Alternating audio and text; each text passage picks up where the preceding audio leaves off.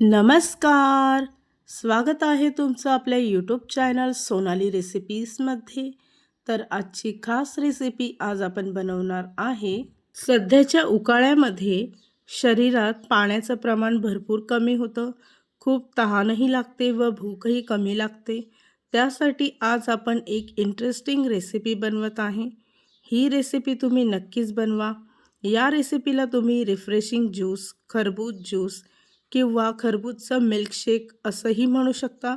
खूप सोपी रेसिपी आहे. चला तर मग या रेसिपीसाठी लागणारे संपूर्ण साहित्य व कृती पाहून घेऊ. खरबूज मिल्कशेक बनवण्यासाठी इथे मी मध्यम आकाराचा खरबूज घेतला आहे. त्यातील बिया काढून घ्यायच्या आहे. तुम्ही 2 भाग करून सुद्धा त्याच्या बिया काढून घेऊ शकता. त्यानंतर त्याचा पल्प काढायचा आहे. इथे मी चमच्याच्या सहाय्याने त्याच्या आतील सर्व पल्प काढून घेते. तुम्हाला शक्य होईल तुम्ही त्याप्रमाणे त्याचा पल्प काढायचा आहे. त्यानंतर एका मिक्सरच्या भांड्यामध्ये काढलेला खरबूजचा पल्प 2 ते 3 वेळा फिरवून घ्यायचा आहे. वाटलेला खरबूजचा पल्प एका भांड्यामध्ये काढून घ्यायचा व त्यामध्ये 2 चमचे भिजवलेला सब्जा टाकायचा आहे. त्याचबरोबर इथे मी 1 ग्लास भरून दूध घेतलं आहे.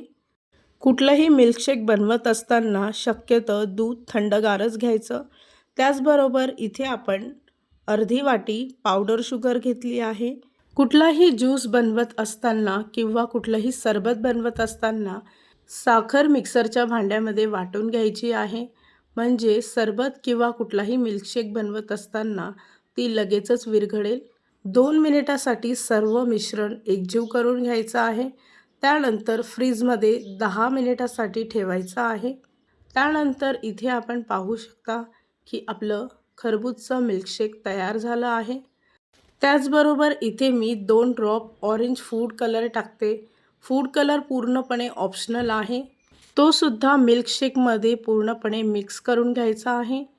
या रेसिपीसाठी लागणारे संपूर्ण साहित्य व कृती मी तुम्हाला डिस्क्रिप्शन बॉक्समध्ये दिले आहेत. तर तुम्ही तिथे जाऊन चेक करू शकता. आणि तयार झाली आहे आजची खास रेसिपी. खरबूजचं मिल्कशेक किंवा सरबत किंवा रिफ्रेशिंग ड्रिंक तयार झालं आहे. त्यानंतर ऑप्शनल म्हणून इथे मी थोडेसे ड्रायफ्रूट व मध टाकत आहे.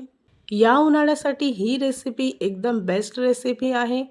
ही रेसिपी तुम्ही नक्की ट्राय करून बघा. आणि जर का तुम्हाला हा आजचा व्हिडिओ आवडला असेल तर प्लीज लाईक, शेअर आणि कमेंट करा.